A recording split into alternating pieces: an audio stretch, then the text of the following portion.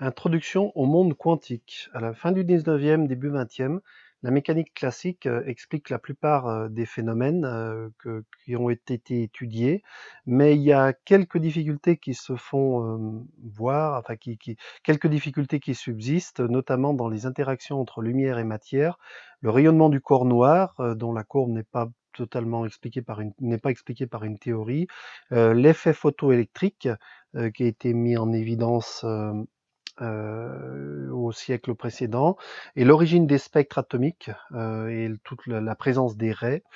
Euh, et donc, mis à part ces interactions lumière-matière, il y a aussi le fait que les ondes électromagnétiques ne sont pas compatibles avec les transformations galiléennes de vitesse. Autrement dit, la vitesse n'est pas conservée quand on exploite quand on fait un changement de repère en exploitant l'équation de propagation des ondes électromagnétiques, eh bien, on voit qu'elles ne correspondent pas aux transformations galiléennes. Alors en 1900, Planck étudie le corps noir et pour essayer de retrouver la courbe caractéristique en cloche qui a été étudiée expérimentalement, il fait une hypothèse E égale H nu avec H qu'il appelle sa Ilf constante, constante auxiliaire, qui vaut 6,62 10 moins 34, il y a un droit ici, joules seconde, parce que donc expérimentalement, Wien avait déterminé une émittance M d'un corps chaud qui variait euh, selon 1 sur lambda 5 multiplié par exponentielle moins b, donc une constante sur lambda t. Ça, c'était Wien. Wien marchait bien pour les petites longueurs d'onde, mais pas pour les grandes. Euh, Théoriquement, le Rayleigh avait utilisé l'électromagnétisme et la physique statistique et il était arrivé à une loi sous la forme 2πc sur lambda 4 fois kt. Celle-ci marchait très bien en grande longueur d'onde, mais par contre, mais pas du tout en petite longueur d'onde. C'était la catastrophe ultraviolette parce que quand on intégrait l'énergie en utilisant cette formule pour les petites longueurs d'onde, donc les grandes fréquences, les hautes énergies, eh bien on trouvait une énergie infinie. Planck postule que l'énergie s'échange uniquement par paquet proportionnel à la fréquence. Donc ce paquet proportionnel à la fréquence, c'est tout simplement h fois nu. Et que chaque oscillateur a une énergie qui est kT. Et donc, il obtient une expression 2π hc2 sur lambda 5 fois 1 sur exponentielle hc sur k fois 1 sur lambda t moins 1. Pour les petites longueurs d'onde, cette exponentielle est très grande devant 1. Donc on retrouve la loi de Wien avec les coefficients qu'on avait tout à l'heure, A qui vaut 2π, qui valent 2π hc carré et B qui vaut moins hc sur k. Et pour les grandes longueurs d'onde, on a cette exponentielle qui est très petite devant 1. Donc une exponentielle très petite devant 1 va nous permettre de faire un développement limité en 1 plus x2 sur 2, plus quelque chose de petit devant x2, on s'arrête même à l'ordre 1, et donc exponentielle hck fois 1 sur lambda t moins 1, ça prend la forme hc sur k lambda t, d'où m égale, une fois tout simplifié, 2πc sur lambda 4 fois kt, et on retrouve l'expression que Rayleigh-Jeans avait déterminée expérimentalement. E égale h nu, on peut donc associer une énergie à une fréquence. Par exemple, le photon de longueur d'onde 750 nanomètres transporte une énergie de 1,65 électronvolts. Un photon de longueur d'onde 400 nanomètres, donc lui il serait rouge et lui il serait bleu-violet, transporte une énergie de 3,1 électronvolts. Donc ici, on a un premier pas vers la mécanique quantique dans le sens où l'énergie ne s'échange que par quantité, que par quantum d'énergie qui sont ici appelés des photons. Alors le photon n'était encore pas bien accepté. Einstein a pris cette hypothèse plus au sérieux pour essayer d'expliquer l'effet photoélectrique. Lorsqu'on éclaire un métal dans quand on éclaire un métal, donc deux électrodes soumises à une différence de potentiel dans le vide. Si jamais et qu'on éclaire ce métal, cet éclairement apporte de l'énergie aux électrons du métal et on peut penser qu'ils vont être éjectés du métal et pouvoir ainsi se déplacer, rejoindre l'autre électrode sous l'effet de la différence de potentiel. En fait, ça marche, mais à condition que la fréquence soit au-delà d'un certain seuil. En dessous, ça ne marche pas, même si la lumière est intense.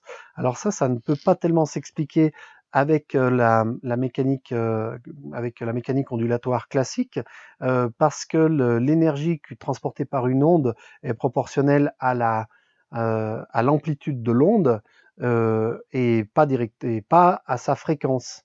Or ici, on voit bien que l'énergie est liée à la fréquence et non pas à l'amplitude. Ça, c'est pas encore c'est nouveau ce n'est pas prévu par la mécanique ondulatoire.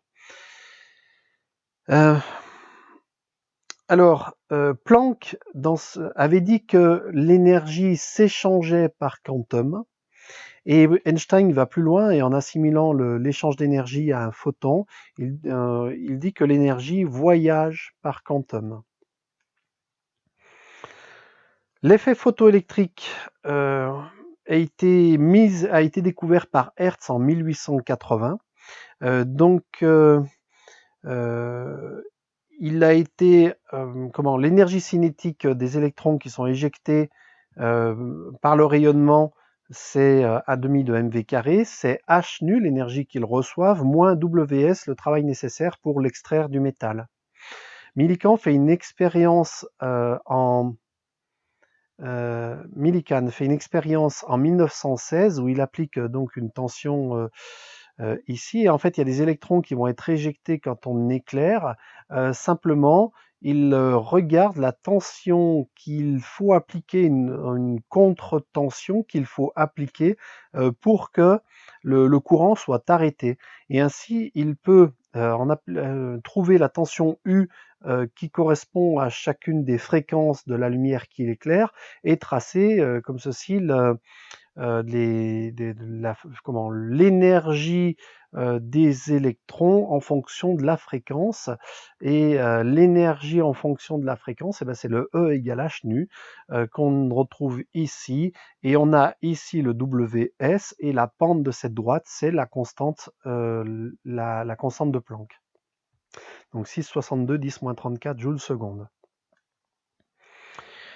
Compton en 1923 a permis d'expliquer, donc c'est un effet plutôt relativiste, enfin du moins ça mélange la relativité et la relation de Planck E égale h nu, puisqu'il a pu expliquer le fait que quand un rayonnement arrive sur un électron, cet électron peut être éjecté, donc déjà le photon a une quantité de mouvement qui s'exprime par la relation de Planck, P égale H bar K, ou H sur lambda, ou HC sur lambda.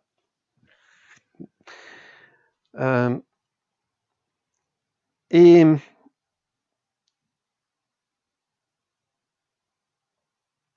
P égale H nu sur P égale H bar K. Oui. Et donc, l'énergie de l'électron qui est éjecté, c'est mv carré.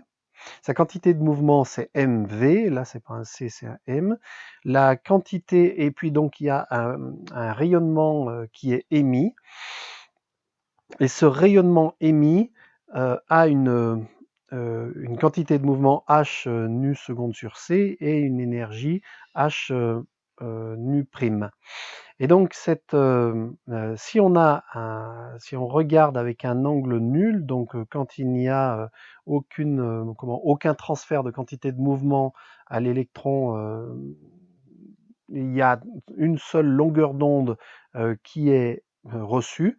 Par contre, on observe un dédoublement de longueur d'onde quand on a un angle d'incidence, quand on regarde, qu'on met le détecteur qui forme un angle avec le rayon incident.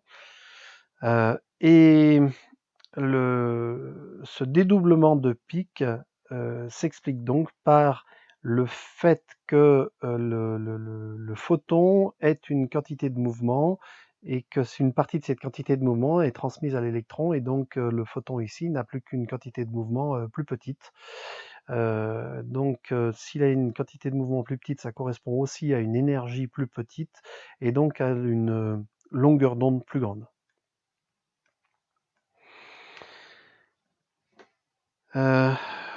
On arrive à la relation de Compton, lambda moins lambda prime égale h sur MEC, ceci étant la longueur d'onde de Compton, multiplié par 1 moins cos θ. Voilà, avec θ étant l'angle, donc c'est pas cet angle-là, c'est l'angle entre la direction ici et le détecteur.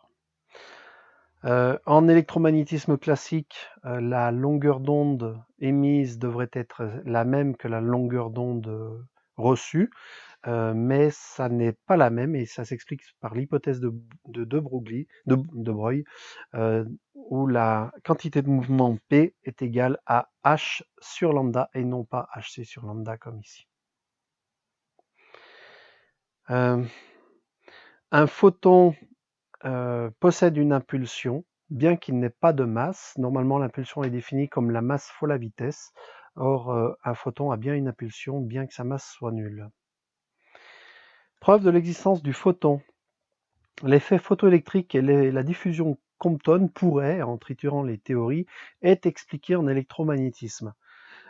Par contre, ce qui ne peut pas s'expliquer en électromagnétisme, c'est toutes les expériences qu'on a pu faire récemment avec les sources de photons uniques. Donc si une source de photons unique arrive sur un miroir semi-réfléchissant, on a le photon qui est enregistré soit d'un côté, soit de l'autre. Le photon ne peut pas être des deux côtés en même temps. Or, en électromagnétisme, ce cas-là se traiterait en disant que l'amplitude de l'onde transmise est égale à l'amplitude de l'onde réfléchie, et qui est égale à l'amplitude de l'onde incidente divisée par racine de 2.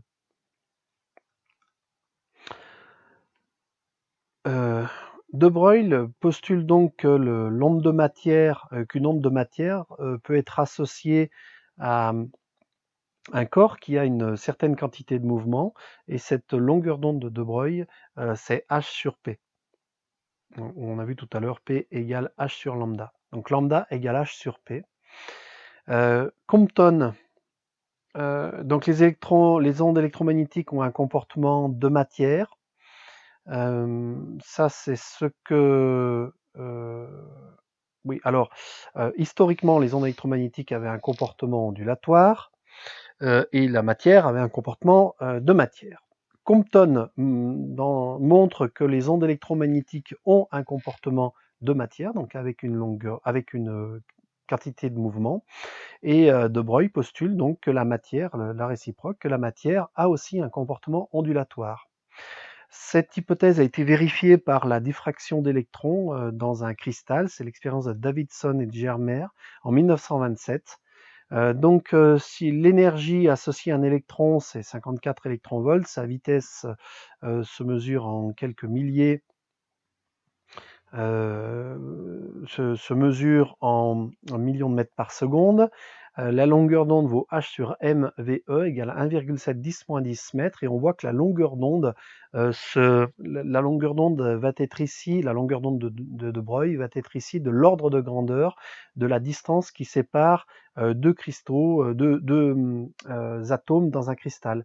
Et on va pouvoir mettre en évidence ce comportement ondulatoire en faisant une diffraction du cristaux.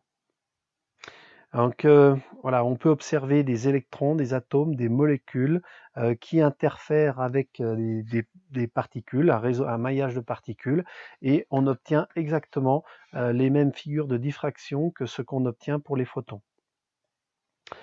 On peut aussi faire un microscope électronique. Les électrons remplacent les photons, car la longueur d'onde des électrons est plus petite que la longueur d'onde des photons, donc ça va permettre de voir des détails beaucoup plus petits. On continue dans l'historique. Ritz avait découvert une formule, une formule un peu mathématique, où on pouvait comprendre les longueurs d'onde de tous les spectres de l'hydrogène avec la formule suivante: 1 sur lambda qui dépend de deux nombres entiers est égal à R constante de Rydberg, 109 677 par centimètre, 109 677 par centimètre, multiplié par 1 sur P2 moins 1 sur Q2. Alors selon les entiers, selon l'entier Q, selon l'entier P, on va avoir différentes longueurs d'onde qui vont correspondre à différentes séries de transitions lumineuses dans l'hydrogène. La série de Lyman, c'est dans l'UV, se situe entre 91 et 121 nanomètres. La série de Balmer est celle qui concerne le visible, entre 360 et 656 nanomètres. La série de Paschen et la série de Brackett sont, elles, dans l'infrarouge, proches pour la première et plus lointain pour la seconde. Pour essayer de comprendre l'irruption de nombres entiers dans le modèle de l'atome, Bohr avait postulé en 1913 le fait que son moment cinétique, qui se calcule en faisant MRV, serait, puisque H, la constante de Planck, a la dimension d'un moment cinétique, eh bien n fois cette constante pourrait correspondre à des moments cinétiques élémentaires. Et quand on fait le calcul du rayon de Bohr associé à cette hypothèse, on trouve 4pi epsilon 0 H2 sur ME2, donc c'est tout simplement l'équilibre de la force électrique et de la force centrifuge. Donc en mettant cette contrainte sur le périmètre, eh bien on trouve un rayon de Bohr de 0,5 10-10 mètres qui est tout à fait l'ordre de grandeur du rayon de Bohr réel. Donc De Broglie fait son hypothèse comme quoi De Broglie fait son hypothèse de P égale H bar K, où P égale H, ou lambda égale H sur P.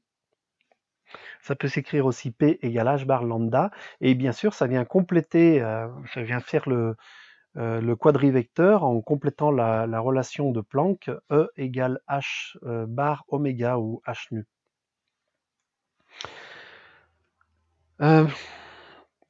Quand on prend la relation de dispersion non relativiste, l'énergie cinétique qui vaut P2 sur 2m, et si on remplace tout ça, donc ici ça fait H oméga sur H2 K2 sur 2m, on a aussi une relation entre le vecteur d'onde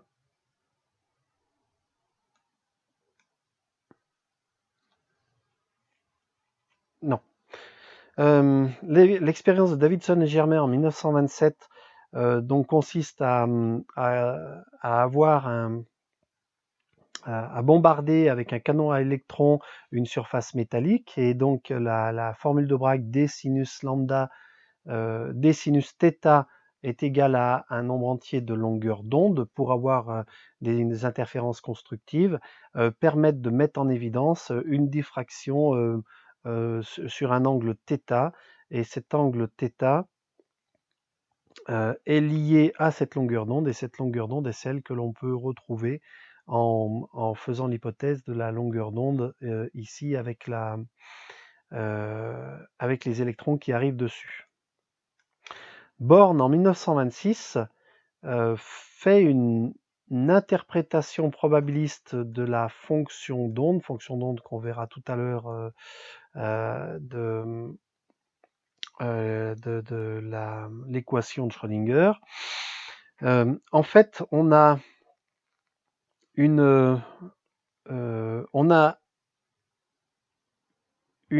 onde progressive plane monochromatique qui est sinusoïdale. Donc en fait, on aurait une extension infinie pour un vecteur d'onde k simple. Par contre, quand on a un groupe d'ondes ou un paquet d'ondes, en fait, on va avoir une extension spatiale delta x qui va être associée avec la transformée de Fourier à un spectre de nombre d'ondes plus large. Et donc, pour avoir un paquet plus petit, eh bien, il faut avoir un spectre de fréquence plus large. Ça nous rappelle bien sûr l'inégalité de Heisenberg, delta x, delta p, qui doit être supérieur à h bar sur 2, et delta t, delta e, qui doit être supérieur également à h bar sur 2. Et ici, on aurait de même, en fait, on aurait delta k, delta x, qui est une constante, qui est supérieure à 1,5. Quand on a deux fonctions d'onde, on peut associer, et qu'on a deux particules, on peut associer à chaque particule une fonction d'onde caractérisant l'état de la particule. Alors la probabilité pour que l'on trouve cette particule quelque part au point M, elle est proportionnelle au carré de cette fonction d'onde. Si on a deux systèmes caractérisés chacun par une fonction d'onde et qu'on a deux systèmes, alors on ajoute les phases, et la probabilité d'avoir donc phi1 plus phi2 le tout au carré. Oui, alors c'est pas comme ça. La probabilité, c'est phi1 plus phi2 le tout au carré. Il n'y a pas des carrés ici. Alors, phi1 plus phi2 le tout au carré, c'est phi1 plus phi2 multiplié par phi1 conjugué plus phi2 conjugué. En fait, c'est phi1 phi1 conjugué plus phi2 phi2 conjugué. Ça serait phi1 carré. Phi2, ça serait phi2 module carré, et phi1 phi2 prime plus phi2 phi1 étoile, ça serait le terme d'interférence dû au fait que les ondes les ondes de phase ne sont pas en phase. Donc la probabilité due à quand on a deux systèmes, la probabilité du système combiné n'est pas égale à la somme des probabilités de chacun des systèmes. Il y a le terme d'interférence qui vient changer les choses. Le principe de complémentarité de Niels Bohr dit qu'une particule va se comporter soit comme une onde, soit comme un corpuscule. On ne va pas pouvoir avoir les deux mêmes. Selon les problèmes, on va prendre telle ou telle théorie selon ce qui nous arrange. Enfin, l'inégalité de Heisenberg montre qu'une mesure de x quelconque est aléatoire et qu'on a une indétermination quantique, un écart quadratique moyen qui vaut delta x, qui est égal à racine de donc la moyenne des x carrés moins le carré de la moyenne. C'est l'écart quadratique moyen. Si on prend l'exemple d'un photon qui arriverait avec une quantité une quantité de mouvement P, une impulsion P, eh bien cette quantité de matière ici, enfin, on va avoir un phénomène de diffraction. Alors on peut l'expliquer de deux façons. On part de la diffraction pour arriver à l'inégalité de Heisenberg, ou inversement, on part de l'inégalité de Heisenberg pour arriver à la diffraction. Alors si on part de la diffraction, on sait que le demi-angle de diffraction, c'est la longueur d'onde de De Broglie divisée par A, la largeur de l'ouverture. Ce qui fait que le rayon ici a un px qui varie de p sinus θ à p moins sinus θ, à moins p sinus θ. Donc le px est de l'ordre de grandeur de p fois sinus θ. Or px est l'ordre de grandeur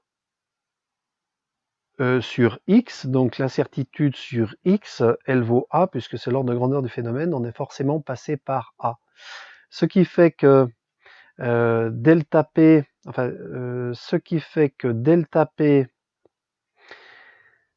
étant de l'ordre de p sinus alpha, on peut remplacer le sinus alpha par lambda sur a, puisque par définition, et on obtient, puisque p fois lambda, d'après la relation de De Broglie, p fois lambda c'est h, on obtient une incertitude sur l'impulsion qui vaut h sur a. Or a c'est l'intervalle dx, donc l'incertitude sur l'impulsion multipliée par l'incertitude sur x est de l'ordre de grandeur de h. Le principe d'indétermination s'exprime de manière plus rigoureuse en incertitude sur Px multiplié par l'incertitude sur X qui est supérieure à H bar, où on trouve parfois H bar sur 2. H bar vaut H sur 2pi, vaut environ 10-34 joules seconde. On peut aussi partir de ça pour démontrer finalement la diffraction. C'est parce qu'on a une incertitude de delta X sur X.